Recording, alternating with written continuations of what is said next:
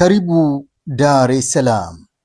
Mkoa huu wenye ukubwa wa kilomita za mraba 1393 pekee ndio mkoa mdogo zaidi Tanzania bara. Kwa kulinganisha na mkoa wa Tabora ambao ndio mkubwa kuliko yote nchini wenye kilomita za mraba 76,151. Hii ina maana kwamba Tabora ni mkubwa zaidi ya mara 50 kuliko Dar es Salaam. Si hivyo tu, Tabora ni mkubwa kuliko hata baadhi ya nchi duniani kama vile Sri Lanka, Ireland, Togo na nyingine nyingi tu. Lakini pamoja na udogo wake, Dar es Salaam imeandika historia tofauti kabisa. Kwa mfano, ukubwa wa Dar es Salaam haufikii hata wilaya ya Kilombero iliyopo mkoani Morogoro, ambapo Dar inaweza kuingia takribani mara 9 ndani ya wilaya hiyo. Na hapa ndipo maajabu yalipo.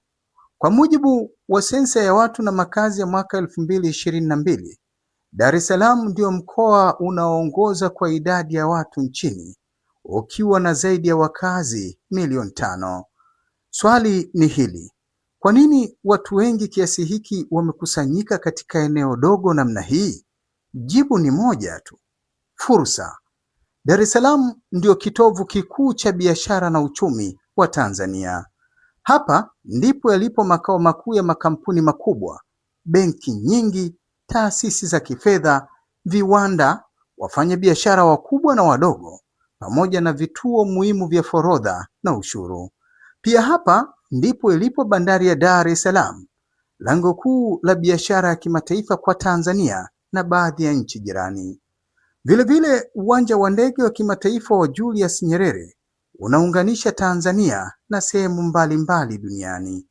Kutokana na shughuli hizi zote za kiuchumi, Dar es Salaam imeendelea kuwa mkoa unaoongoza kwa ukusanyaji wa mapato ya serikali. Kila mwaka, mamlaka ya mapato hukusanya kiwango cha trilioni kadhaa za shilingi kutoka ndani ya mkoa huu pekee. Ndio maana wengi husema Dar es Salaam, moyo wa uchumi wa Tanzania. Na pengine hapa ndipo methali mpya inaweza kuzaliwa, kwamba ukubwa wa eneo sio kipimo cha mafanikio, au kwa lugha ya kawaida kabisa, ukubwa wa pua sio wingi wa kamasi. Lakini Dar es Salaam si uchumi tu pekee, ni mkoa wenye mchanganyiko mkubwa zaidi wa tamaduni hapa nchini. Watu kutoka kila kona ya Tanzania wamefika hapa kutafuta maisha, biashara, elimu na ajira. Hali hii imeufanya mkoa huu kuwa mfano halisi wa Tanzania nzima ndani ya eneo moja. Aidha, Dar es Salaam ni miongoni mwa maeneo yenye historia kubwa zaidi nchini, kuanzia majengo ya kale, bandari ya kihistoria, maeneo ya kumbukumbu za ukoloni hadi miundombinu ya kisasa inayojengwa leo.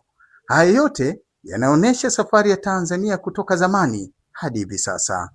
Hivyo basi, wakati mwingine unapoisikia Dar es Salaam, usione tu foleni, majengo marefu au biashara nyingi. Uone mkoa mdogo zaidi Tanzania bara, lakini wenye mchango mkubwa zaidi katika uchumi, historia na maendeleo ya taifa. Hii ndio Dar es Salaam. Hatimaye mwaka 2025 umepita na sasa ni mwaka 2026.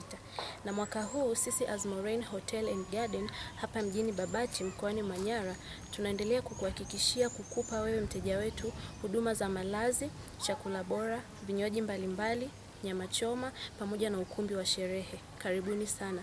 Azmorain Hotel, celebrate life's harmony in style. Kwa mawasiliano nasi tupigie kupitia nambari ya simu 0628 008 008. Azmorain Hotel, sherekea maisha ya ubunifu na mitindo. Karibuni sana.